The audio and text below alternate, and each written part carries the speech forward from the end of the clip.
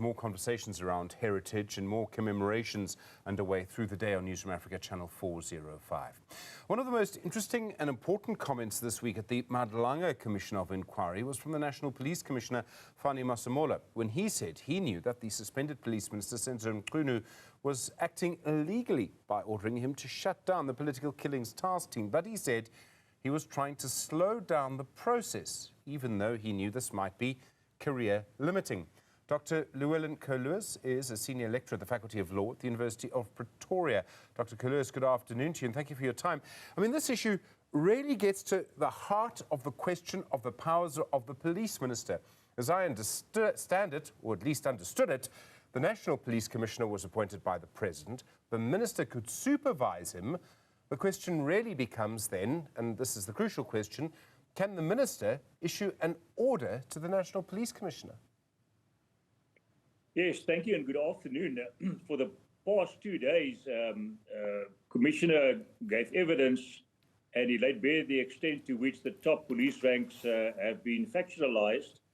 Fannie Masemola spent much of his testimony laying out criticisms and allegations leveled against his deputy commissioner, Shadrach Sibeya, as well as the police commissioner, Senzo Mchunu. And the fact of the matter is, Masemola accuses both men of having inappropriate relationships with criminal figures. And then at the end of the day, the question then arises what to do, because our police commissioner suggests that the minister's role needs to be defined because of this power play that is at stake. And in an ideal world, we know for a fact that we have a division between the judiciary, the legislative leg of the politics, and then obviously the executive. But the problem here is, it seems to me that we have a power struggle within their own ranks.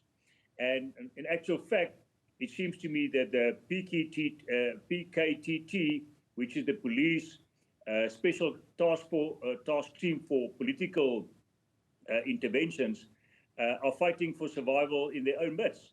The allegations by Fannie Masemola is that Senzo Mchunu was directly involved with the disbanding of this unit.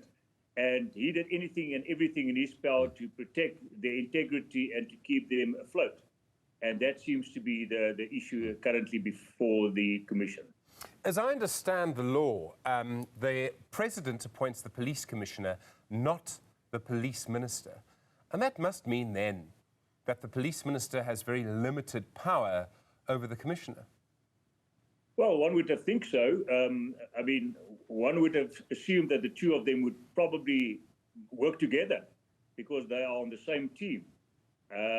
They should always keep in mind that there's a constitutional hierarchy that they must adhere to. And at the end of the day, both of them have to provide the necessary information to members of the public and the executive and the cabinet and the parliamentary oversight committees with regard to their doings and their conduct. But in this instance, the impression that we got from the evidence of Commissioner Fannie Masemola, as well as that of Lieutenant General Makwanasia early on, when he testified for 3 days on end, is that for some reason, it seems to me that the police minister that is currently on suspension, at least, that he overstepped his boundaries. I mean, one would think, and that is the rule of thumb, that the commissioner of police, with his minister, with all the deputies involved, would work together, that they will have a framework and that they will have parameters setting out where their limitations and jurisdictional areas lie. But we didn't see this in this instance at all. There's a tension here between the power of someone who is elected, so the National Police Commissioner is elected, they're a member of Parliament usually, and then the power of the official. Now, would I be correct to think that a member of Parliament, even the President, but certainly the Police Minister, would not be able to have operational control of the police? That's up to the National Police Commissioner, right? Absolutely, Stephen. I totally agree with those sentiments. I mean, that is how we understand the Constitution as well. Remember, we must always remember that the state president has the prerogative to hire and fire ministers and deputy ministers randomly at his own peril and obviously his own prerogative. That's indicative of the fact that it's in no uncertain terms. The legislator and the Constitution determines that an appointed person, in this instance the police commissioner, has been elected, duly appointed, and can only be hired and fired by Parliament itself.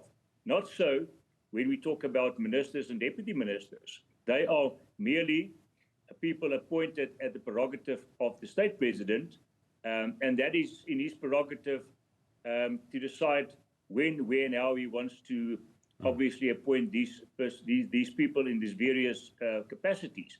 It's not uncommon in South Africa to see that one minister will be the leader in one state department, only to be redeployed to another department in a month or two later or a year later. In some instances, we've seen ministers acting in 3, 4, 5 different portfolios over the years. Gwedi Montash is one such an example. So that's exactly illustrative of your point. Okay. So, Dr. Curlewis, could this entire thing then revolve around, and I hate it, I mean, I love lawyers, really, most of the time, but could this end up in one of those arguments about what the definition is of operational? So what I mean is, if the commissioner and if the minister and the president can't get involved in day-to-day operations of the police, okay, so they can't say to the police commissioner, you must appoint this officer to go and, be on guard at Ellis Park for whatever reason. But can they say that actually the political killings task team is a matter of policy and not operations? And could we end up with quite a lot of legal argument about that?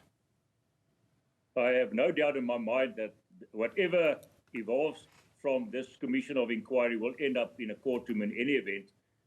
And we will see lawyers getting involved in legal debates in the nature that you've just mentioned before a final, let's call it then, recommendations and report is out.